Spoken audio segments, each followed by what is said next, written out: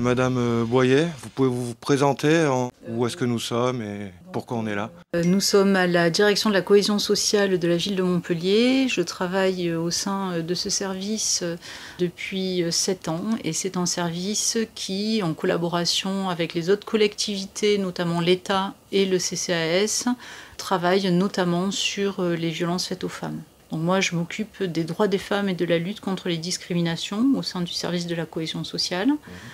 Et il y a tout un volet dédié au fait de construire une ville plus apaisée, une ville où l'espace public soit un espace où les personnes puissent de jour comme de nuit se déplacer avec un sentiment de sécurité, ce qui n'est pas toujours le cas. Vous êtes une collaboratrice, on peut dire, donc de Madame Nakib?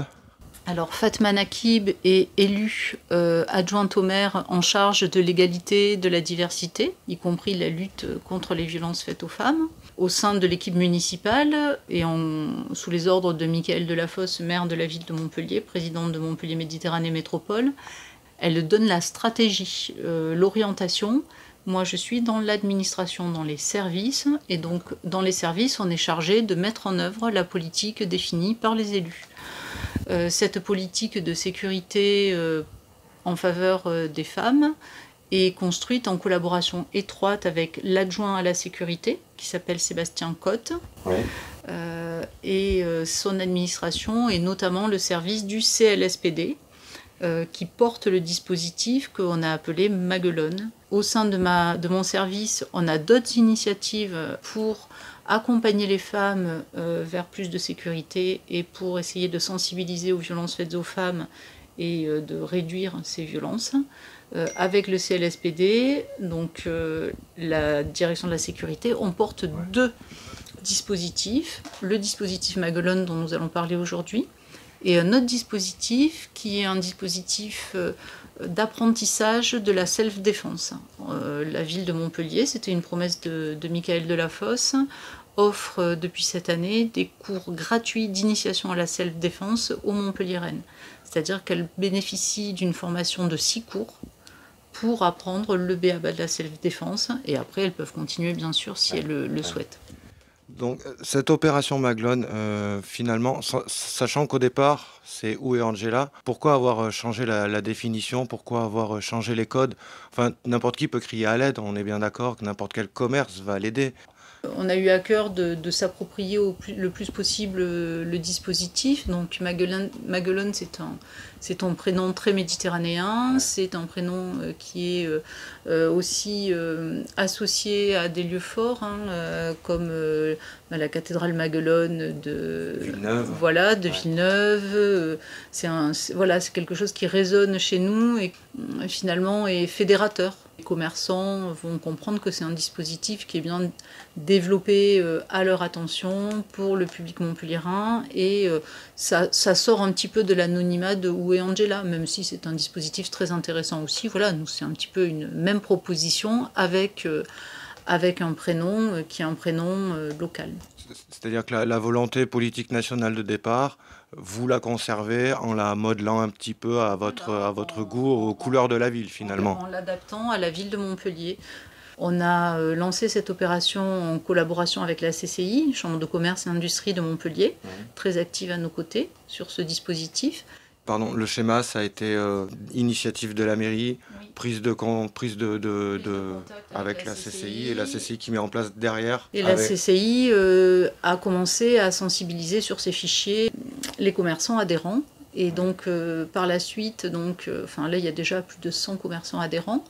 Et nous on se charge, en collaboration avec le Planning Familial, qui est une grosse association qui milite en faveur des droits des femmes, de former ces commerçants. Former, c'est peut-être un mot un peu fort, mais de les sensibiliser en tout cas au phénomène de la violence et au pourquoi il est nécessaire de les associer, de façon à ce que les femmes qui peuvent subir des violences sexistes ou sexuelles, du harcèlement dans la rue, sachent que si elles voient l'autocollant avec le logo Maguelone, elles peuvent rentrer et qu'elles seront accueillies par des personnes bienveillantes qui sauront voilà, leur proposer un temps de repli pour qu'elles puissent récupérer leurs moyens, qui pourront leur conseiller d'appeler des services spécialisés si elles en ressentent le besoin. Voilà, des places où elles se sentiront en sécurité. Et le prénom, c'est pour sensibiliser le commerçant si jamais elles sont avec leur harceleur. C'est-à-dire que si la personne qui harcèle les accompagne au sein du magasin, si elle demande où est Maguelone, où est-ce que je peux voir Maguelone, c'est un signe pour que le commerçant comprenne qu'il faut qu'il arrive à l'isoler de la personne qui l'accompagne. Voilà. J'avais une autre question qui était le dispositif va-t-il s'agrandir type les gares, les piscines, le quorum C'est déjà le cas. Alors, aux commerçants, on a adjoint tous les établissements recevant du public de la ville, voilà, ERP, de la ville et de la métropole, qui vont eux aussi être formés, être sensibilisés et accueillir les femmes qui seront dans des situations de stress nécessitant, liées aux violences ou au harcèlement, nécessitant voilà, un temps de repli et de protection. Ok. Et cette dite formation, elle se fait donc à la CCI? La Chambre de commerce leur a fait passer l'information sur la création de ces zones refuges et sur la nécessité de suivre une sensibilisation avant d'être acceptés. Et les commerçants qui sont intéressés se signalent pour pouvoir suivre la sensibilisation. Voilà. La sensibilisation, elle se fait en une fois.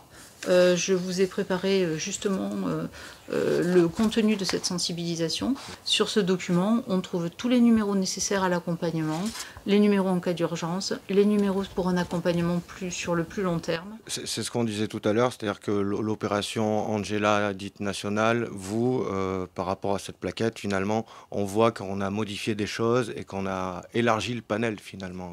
C'est-à-dire que là, c'est vraiment un document qui est approprié pour les personnes qui vivent ici, avec les coordonnées des associations locales, et ça raccourcit finalement le temps de prise en charge ou la possibilité. Enfin, parce que pour les violences, il faut savoir qu'une personne qui subit des violences est une personne qui va avoir, comment dire, qui est dans un état Affaibli. Voilà, très affaibli, et qu'il ne faut pas la décourager en multipliant les interlocuteurs pour qu'elle puisse trouver l'accompagnement nécessaire.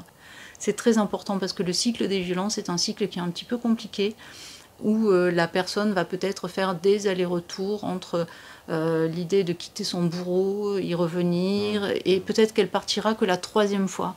Et ça, les professionnels sont habitués, alors que les personnes qui n'ont pas cette formation auront tendance peut-être à juger la personne victime de violence parce qu'elle y retourne, alors qu'ils ne savent pas ce qui se joue, ils ne savent pas pourquoi ils y retournent. Voilà. Ouais, chaque décision est propre à chacun.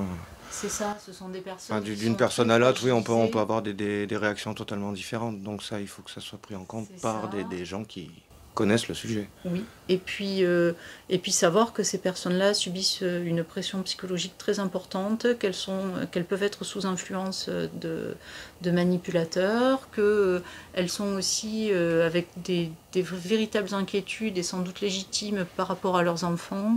Voilà.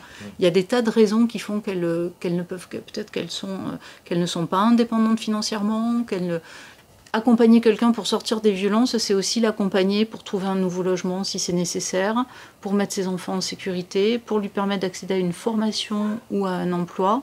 Enfin, il y a beaucoup de choses qui se jouent et c'est vraiment la nécessité d'un accompagnement professionnel qui est un peu loin du dispositif Maguelone, qui est lui un dispositif juste pour se réfugier auprès de personnes bienveillantes qui pourront leur remettre justement cette plaquette et leur dire si vous avez besoin d'un accompagnement plus long, n'hésitez pas à contacter les professionnels.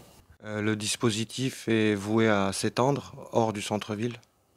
Alors, dans un premier temps, on travaille beaucoup sur le centre-ville et sur les ERP centre-ville. On va l'étendre assez rapidement aux ERP hors centre-ville et à tous les commerçants qui en feront la demande hors centre-ville.